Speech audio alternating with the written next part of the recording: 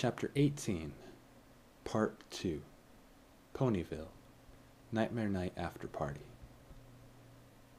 Grevin followed Luna through Ponyville, the last remnants of young foals and some older ponies making their way home for the night, while the majority of the populace made their way towards the town hall for the Nightmare Night After Party. He couldn't help but notice that as they made their way closer to the party, the less and less he would see of the cutesy little costumes from before, and while more and more he would see what he could only describe as alluring adult costumes. He had to admit that he was surprised that some of these costumes were something he would have never expected out of these ponies. He saw one dressed as a French maid, and another as a sexy nurse. He heard Luna giggle a bit next to him, making him glance over at her. "Something funny, Princess?" She smirked, her blue eyes locking onto his, and nodded. "You look surprised by some of these costumes, Grevin. Did you think that we ponies could dress ourselves in such imaginative attire?" He quickly broke eye contact with her and cleared his throat. "Well, not exactly. I've only ever seen ponies wear average bits of clothing, hats or glasses, the occasional shirt, but never anything that would be considered sexy." Luna grinned and lightly brushed his arm with her wing in a teasing motion. "You still have quite a bit to learn about Equestria, my dear knight." Grevin pulled his arm away at the teasing touch and shook his head, ignoring the tone Luna's voice had while heading up to the steps into the town hall. Once inside, he found himself quite surprised by the layout Pinkie Pie had come up with for this party. Instead of the typical streamers and bright colors, there were black lights, dark colors, and even some fog flowing through the room, giving it a fairly dark and eerie feeling. He found that there were already several ponies dancing on the main floor in front of the stage, which was being run, once again, by DJ Palm3, filling the room with what could only be described as an epic sound. He looked to his left to see a bar had been set up, and there were several drinks and tables around it, some filled by ponies who were enjoying their drinks, while others were enjoying each other's company, some more so than others.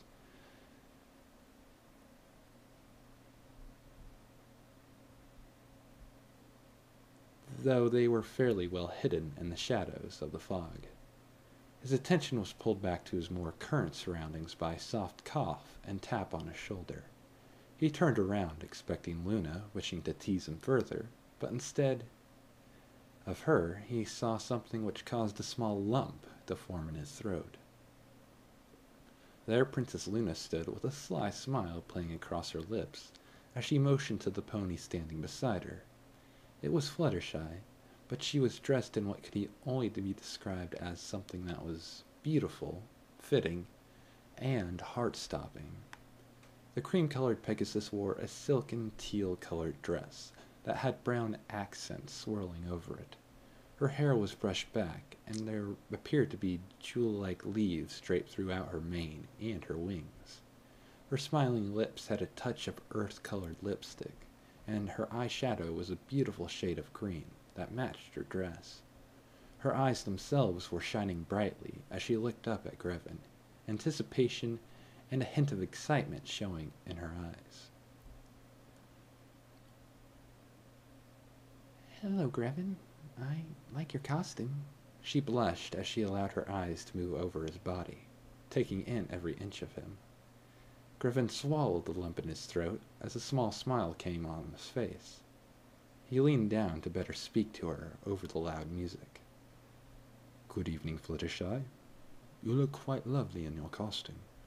She smiled brightly at the compliment and moved forward a bit, her excitement showing.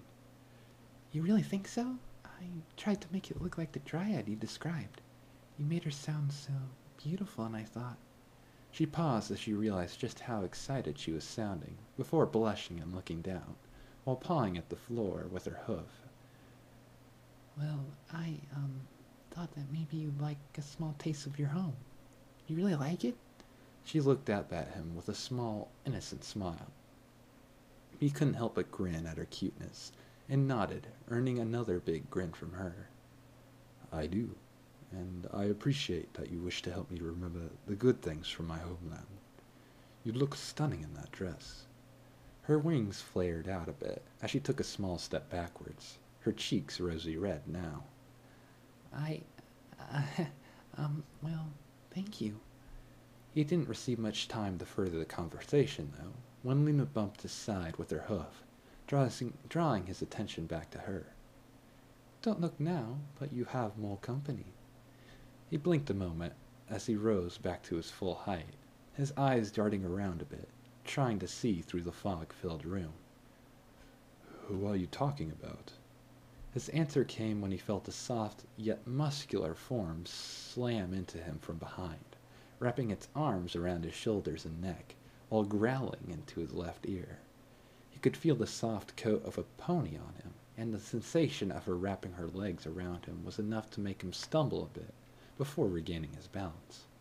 He tried to reach back to pull the pony off of him, only to have her tighten her grip and growl once more into his ear, her hot breath washing over the nape of his neck. She's talking about me, Sugar Cube. He felt her let go and quickly turned, expecting to see Applejack wearing something related to the farm, but what he saw instead caused him to pause once more. Before him stood Applejack, but her costume wasn't mere clothing. It was her whole self. Her mane and tail were unbound, missing her usual hair ties, letting her blonde locks splay out over her shoulders and part of her face, giving her a very wild yet sensual look. Her coat was clean but appeared to be rougher than normal, and her eyes were narrowed, locked onto him as though he had a target on his chest. That, however, wasn't really what caught his attention. That belonged to her mouth. Instead of the normal flat teeth that ponies had, her teeth had been changed so they now appeared to be quite sharp, completing her transformation from a regular pony to a wild animal ready to pounce on her prey. Applejack? She smirked and nodded as she pawed the ground lightly with her front hoof, while lowering her head a bit, making it appear as though she was going to charge. Yep, it's me. I thought I'd try something new this year, so I decided to try and make myself up to be a were-pony. You already know I'm confident, and I'm strong, and that tale you told us about those creatures from your homeworld got me thinking. So I borrowed the idea for the werewolf, and used it for my costume. She grinned, baring her teeth for a moment. I gotta admit, these chompers make me feel like a real predator. So much so that... She winked at him as she slowly took a few steps forward, her tail flicking with each step, her tongue across her lips as her eyes locked onto his, and her voice dropped, becoming soft and husky. I might just have to go hunting for some prey. Grevin felt his cheeks heat up once more as he took a small step back, the look in her eyes sending a small chill down his spine. Applejack smirked as she took another slow, deliberate step forward for every step he took back. What's the matter, Grevin? Don't tell me my costume is too scary for you. He reached up and lightly scratched his neck as he shook his head, while still moving backwards. Well, no, of course not. I think it's a very good costume. He paused when he felt his back press against a firm but soft surface that seemed to press back at him, forcing him forward. He turned his head to see the smirking face of Luna, watching him, clearly enjoying how flustered he seemed to be getting. Luna, what are you? Applejack took the opportunity to lunge forward and jump up, putting her hooves on his shoulders while leaning in to press her forehead against his, her eyes locked on her target. Hey there, ever danced under the light of a full moon? He tensed under her gaze, feeling her press her form against him for a few moments before pulling back a bit, her demeanor becoming more typical of the Applejack he was familiar with. You had me going there for a moment, AJ. You can be pretty convincing with that costume of yours. She smirked and lightly licked her lips, her eyes narrowing once again. Who said I was just playing? Luna smirked, a small laugh escaping her lips as she watched Applejack play with her toy but paused as she heard Fluttershy take in a sharp gasp. Oh my. The group paused and turned to see Fluttershy staring out into the middle of the fog-filled room with wide eyes, her form shivering slightly as a figure began to approach through the thick mist. Griffin took a few steps away from the three mares, hoping to get himself some breathing room, while he watched the figure begin to take shape. Slowly the fog began to part, revealing a familiar purple mare walking toward them, with closed eyes. Griffin almost didn't recognize her due to her costume. Her mane was pulled up in a ponytail, and around her neck was a black choker-style collar. She had on a black cape, and around her barrel was what could only be described as some sort of corset that seemed to hug her form. Each of her legs were fitted with snug stockings that seemed to add to her curves, and her hooves were painted black. Twilight? Twilight paused mid-stride at the sound of his voice, and slowly turned to face him, a small smile on her lips. She took in a slow breath, sniffing the air a moment, before her smile grew larger, revealing a pair of sharp-looking fangs poking out from her mouth. "Hello, girls." Grevin. She slowly opened her eyes, and what happened next caused Grevin's breath to catch in his throat for a moment. As her eyes opened, they revealed their normal lavender color. However, in an instant they seemed to flash, and were instantly replaced with piercing, seductive red orbs. She stared up at Grevin for a few moments before turning to look at the rest of the group, all of whom had to pick up their jaws off the ground. "So, what do you think of my costume?" Fluttershy stepped forward, a small smile on her lips.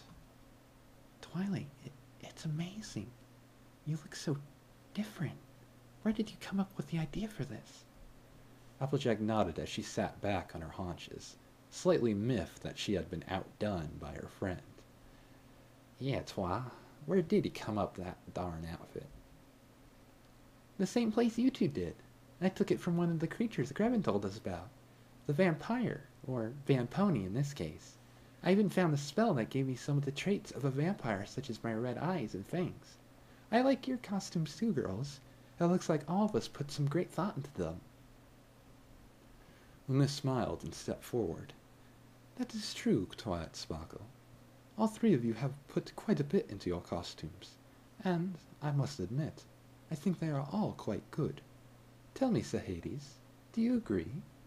She turned her head to look at Grevin, who had taken a few steps back, trying to gather his thoughts. He blinked a moment, looking at the hopeful eyes of each of his friends, who were watching with such anticipation. "Well, yes, the costumes are all quite good.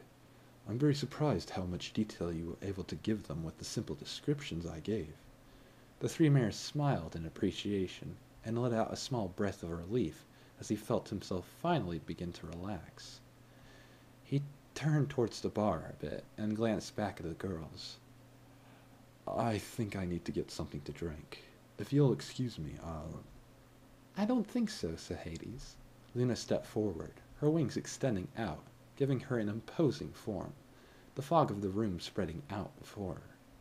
"I shall get you all some refreshment to enjoy from the bar, while you, well, I have a job for you, Spectral Knight." He blinked a moment before his eyes became more serious, and he straightened his shoulders somewhat. "Very well. What do you need me to do, Princess?" Luna grinned and leaned forward. "You are ordered to take these fine mares out to the dance floor and let them have a night they will never forget." He faltered a moment. "Wait, are you telling me to be something akin to an escort?" Twilight, Applejack, and Fluttershy all heard that particular phrase, and blushed as they averted their gaze. Luna rolled her eyes and shook her head, her ethereal mane shifting with emotion. "No, I'm ordering you to be more social. These mares clearly dressed up in these wonderful costumes to impress you. You should show your appreciation and entreat them to a good time. Do I make myself clear?" A soft smile came to his lips as he nodded. "Yes, of course." How could he have missed that? They could have dressed up as anything, and yet they chose to be things from Bastion, his homeland. It was a heartfelt decision, and he did want to make sure they knew he did appreciate their efforts as his friends. Luna nodded and walked past him with a knowing smirk forming on her lips. He was clueless when it came to mares. She would be happy to help give him a bit of a push in the right direction, but she had to admit that she was a bit jealous of the 3 mares who were trying to earn his favor. But she knew that this would be good for all of them. After all, she had seen similar situations between ponies 1,000 years before, and those situations usually ended one of 2 ways: heartbreak or hurt. She made her way to the bar and ordered the strongest drinks available, and told the bartender to keep those drinks full no matter the cost until the end of the evening. The bill was to be sent to the royal castle afterwards. By the end of the night, Grevin and the girls were certain to be in for an interesting time. Grevin made his way back to the 3 mares, who all were looking up at him expectantly. The sound of the music thumping through the air made it quite clear that DJ Pon3 was in her element. He knelt down before the 3 and held out his hand, his palm facing upwards. "You 3 have done a great job with your costumes. The fact they are creatures from my home is quite touching. Thank you. What do you say we go out onto the dance floor and have some fun for a while?" Their response was immediate, and surprised him quite a bit. All 3 of their faces lit up in joy, and then, without warning, Fluttershy yelled out, "Yes!" and latched onto him, pulling him back, flapping her wings with great effort, forcing him out onto the dance floor, where several other ponies had already begun dancing, Applejack and Twilight following close behind, laughing as they went. The music was blasting from the speakers near the DJ station, the bass thumping against his chest, nearly knocking him off his feet. The room had darkened further due to the DJ dropping the lights to make the fog and strobe lights more effective, making it more difficult for him to see. If it wasn't for Fluttershy hanging onto his arm as she half flew, half pulled him out onto the floor, he would have been completely lost. He took a moment to look around, trying to get his eyes to adjust to the dark, and he had to admit he was surprised to see just how many ponies had already made their way out to the dance floor and were moving fluidly to the beat. He didn't get much time to think about it, though, when Fluttershy quickly turned and bumped into him, causing her muzzle and lips to slide over his cheek and neck in a brief embrace before pulling back and looking down, letting her hair cover her face. Twilight and Applejack quickly moved in, and each moved in on either side of him, wrapping their forelegs around his arms. Twilight smirked and tilted her head to the side, letting her mane brush over her shoulders as she stared up at him with her piercing red eyes. "Grevin, when they play a slower song, I want to be the first one to get to dance with you, alright?" Applejack narrowed her fierce green eyes and pulled his other arm, making him shift position a bit, drawing the other's attention to him. "Nothing doing. You got to dance with him at the welcoming party. It's only fair to let Fluttershy or I get a slow dance with him first." Twilight frowned and began to open her mouth when Grevin raised his arms and shook his head, causing the 2 to let go and take a few steps back. Girls, I understand. I'm certain that each of you will get a dance of your own. Please, don't fight over something like this." The last thing he wanted to do was to be the one to drive a rift between his friends, especially after all they had done to help him in the past. Twilight glanced over at Applejack, and then Fluttershy, and after a few moments the 3 all smiled and nodded, moving closer to him, effectively boxing him in, causing him to tense up slightly, as they brushed against him ever so slightly. "I think you're right, Grevin. Come on, girls, let's have some fun." Luna smirked at the small group, watching with great interest as she turned from the bar, several drinks being levitated by her magic. The 3 mares hanging on to Grevin were beginning to become more aggressive with their love interest, and she was sure that given enough time, one of them would finally push things too far. Grevin couldn't help but feel Luna couldn't help but feel a small twinge of jealousy as she set the drinks down on the table and let her full attention focus on the dancing group. She glanced around the rest of the room for a few moments, taking in the various costumes and outfits that the ponies wore. Pinkie Pie didn't lie when she said it was going to be more adult. She hadn't seen this many skimpy outfits since the days of Estrus over 1,000 years ago. A small smile came to her lips at that particular memory. She could still hear the sound of stallions running in fear of being rutted to death, whilst being chased by countless mares all across Canterlot. She couldn't help but notice that as she let her gaze wander out and around the room, that there were very few stallions there. Even the brother of Applejack, Beck McIntosh, was missing. It seemed that most of the ponies dancing were female, not that they seemed to mind. However, she did notice several glancing over at Grevin, with small looks ranging from surprise to intrigue. This brought a small chuckle from her throat, as she realized that in a short time the land would be entering into another phase of heat, and thanks to the ratio of mares being 8 to 1, many a mare would take even more of a liking to Grevin than before, especially thanks to his new reputation. Luna observed that in the time she had been banished, many stallions had begun to learn to observe subtle signs that heat would be approaching, and, as a result, had learned to leave the area, leaving no trace of their location, until the mating rush had passed. Most shared this information with fellow stallions, and parents of foals who wished to keep their offspring away from such things. But there were always some who would stay either out of ignorance or willingness. Luna knew that when the heat hit, Grevin would be in for an interesting time, and had to admit that she was curious as to how he would handle himself in such a situation. She was half tempted to visit Ponyville during the season, but her royal duties wouldn't allow her a chance to do so. It was always difficult dealing with the heat in Canterlot. Being a royal meant she had to keep herself under control more so than others. She could barely stand it, and would often lock herself away while Celestia somehow managed to keep herself calm and collected. To be honest, she had no idea how her sister did it. Perhaps she would have to seek her counsel this season. Her attention was pulled back to the dance when the sound began to die down to something mellower, and the DJ announced she would be taking a 15-minute break. Luna watched the 3 mares and a red-faced Grevin make their way back to the table where she waited. "It looks like those girls are putting you through your paces, Sir Hades. Are they too much for you to handle?" Grevin blinked as he stammered for a few moments. "No, Your Majesty.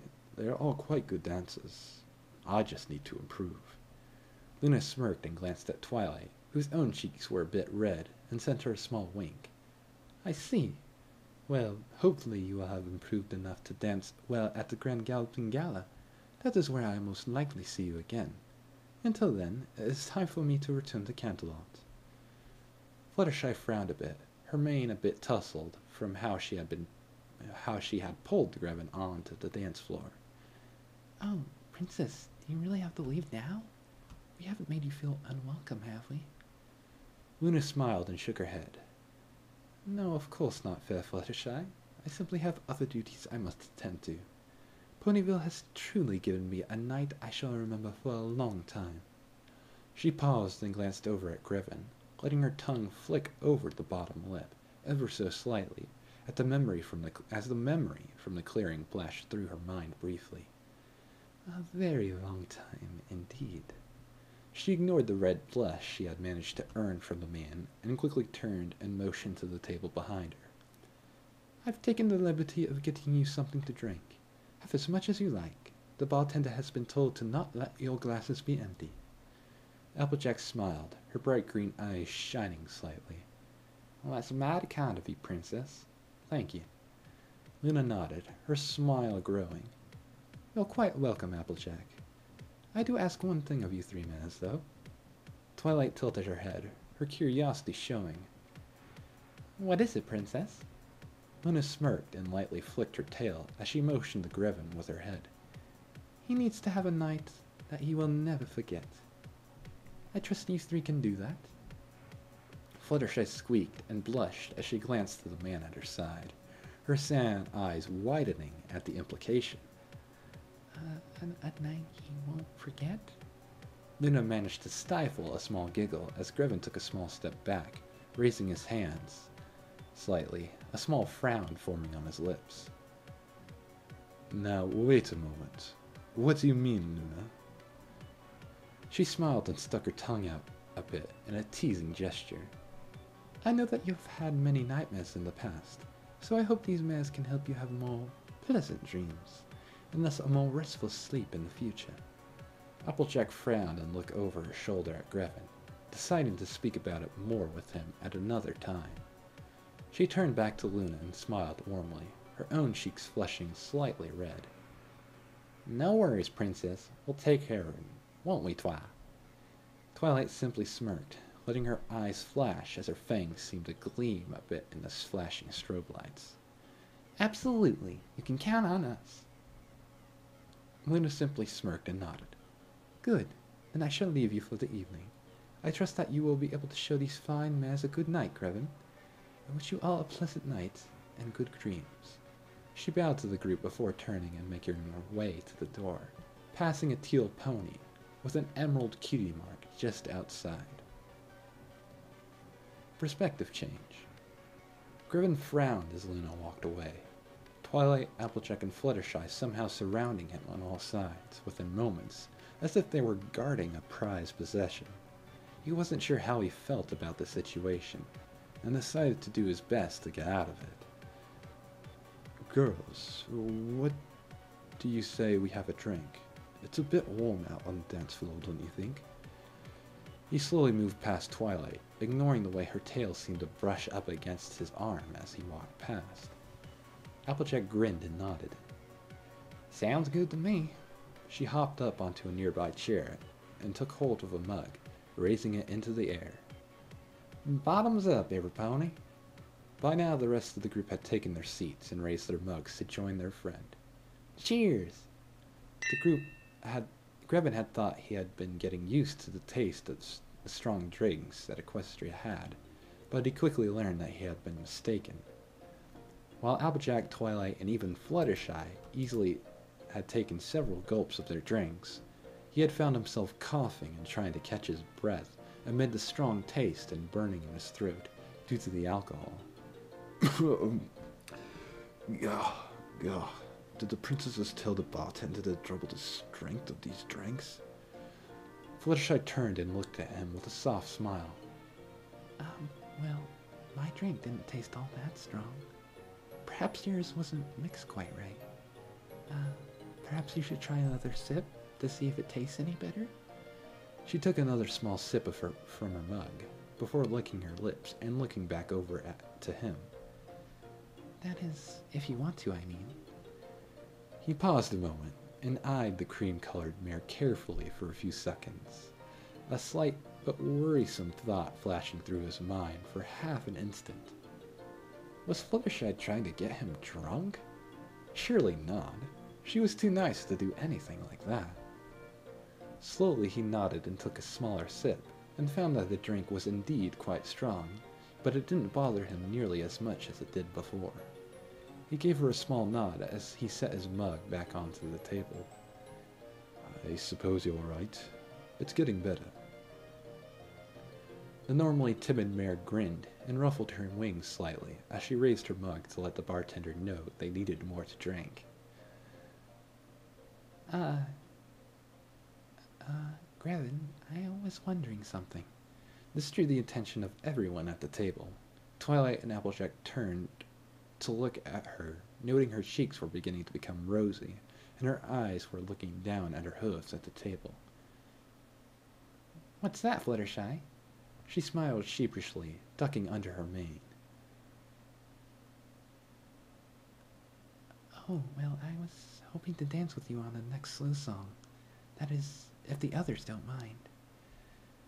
Perspective change. Chrysalis narrowed her eyes as she made her way to a small, vacant table not far from her target. She had a small frown on her lips, which she formed as she passed the Princess of the Night, Luna.